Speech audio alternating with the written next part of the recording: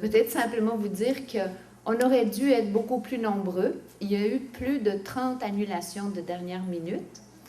Donc, vous êtes vraiment les meilleurs des meilleurs qui êtes présents aujourd'hui. Les discussions ont été préparées comme si on était 75. On va être, je pense, une 45 environ. Mais les discussions vont peut-être aller plus en profondeur grâce à ça.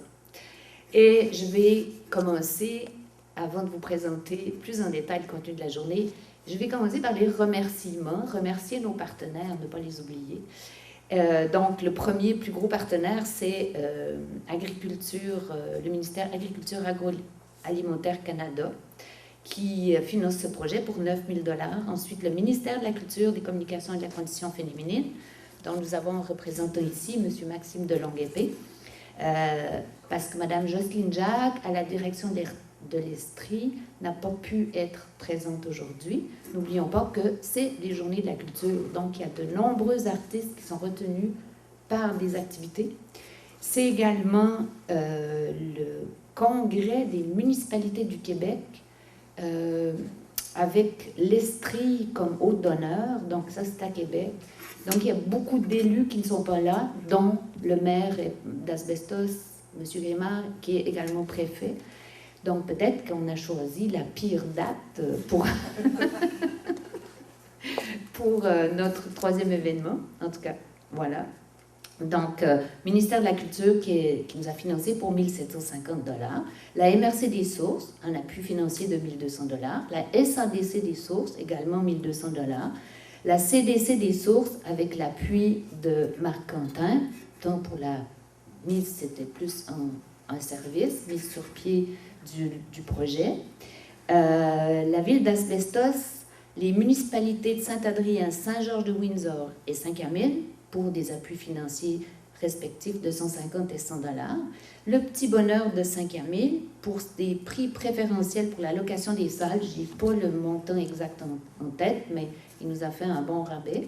Le Versant Rouge, qui a financé le jus de pomme, qui a agrémenté les pauses des 2 précédents ateliers. Le gîte au Mimosa de Saint-Camille, qui a offert une nuit pour le conférencier du 22 juin. Le C3S des Sources, donc Centre de services social, de santé et de services social des Sources. Monsieur Mario Morin, tout d'abord pour son témoignage lors du 23 mars, et mise à disposition de 2 travailleuses à l'animation, à la prise de notes lors de l'atelier du 22 juin et aujourd'hui. Nous aurons cet après-midi aussi, je la remercie, Madame Hildegunde Jensing, qui va témoigner pour Mascalor, et Monsieur Léo Denis Carpentier de Saint-Casimir de Portneuf, qui va aussi apporter son témoignage sur le festival du film de Portneuf sur l'environnement. J'espère que je ne me suis pas trompée cette fois. C'est bon.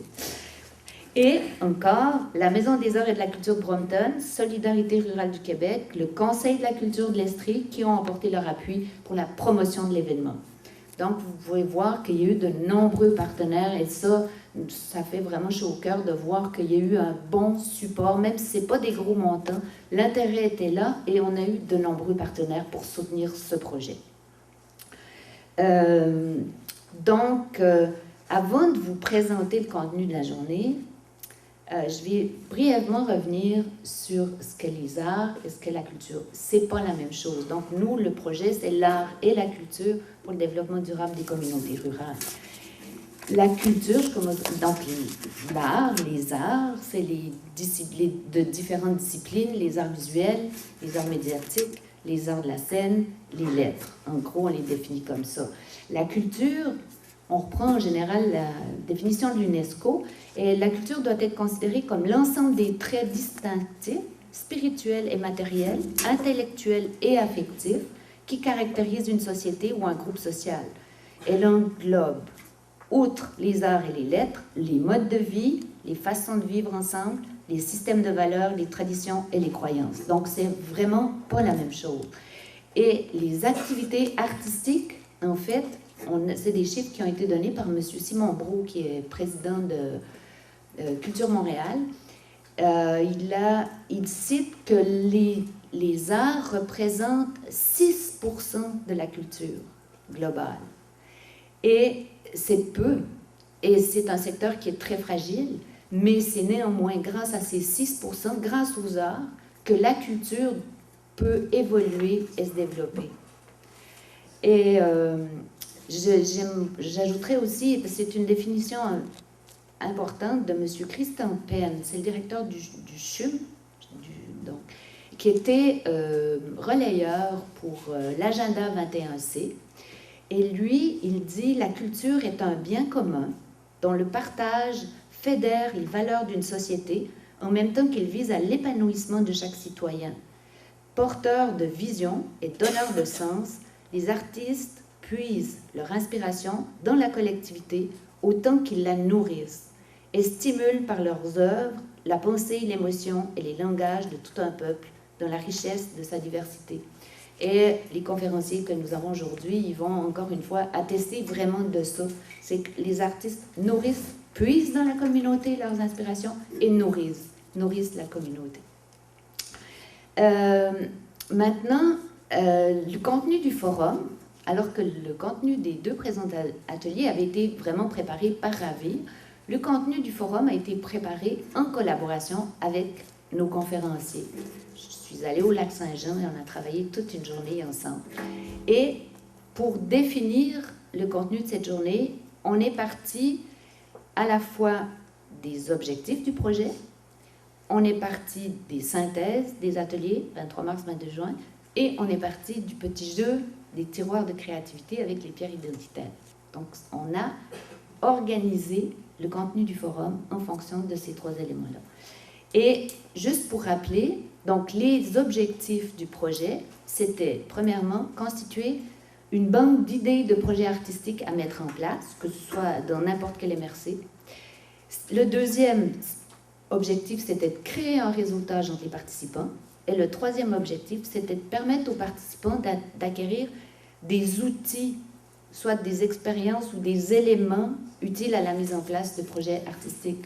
Donc, la journée d'aujourd'hui, elle est consacrée à ce troisième objectif. Et nous sommes partis de leur pratique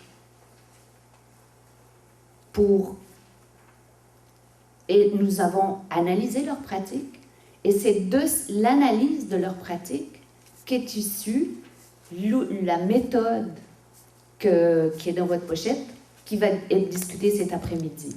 Et on s'est rendu compte que à la fois, les conférenciers ont nourri le projet de Ravir, et puis le projet de Ravir a nourri les conférenciers parce qu'ils n'avaient jamais fait cet exercice que de mettre par écrit et de faire une synthèse de la pratique, d'une pratique de plus de 20 ans.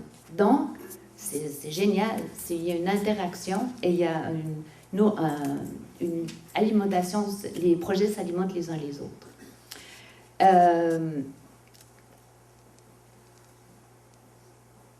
Et la journée, lors de la préparation du forum, on s'est dit, il ne faut pas qu'il y ait juste des paroles, il faut qu'il y ait des gestes, il faut que ce projet-là se termine par un geste. Et c'est ainsi que la journée se terminera par une sorte de geste manifeste qui sera orchestré par Jocelyn Maltais, donc, qui est l'autre conférencier. Mais ça, on vous réserve la surprise punch de fin de journée.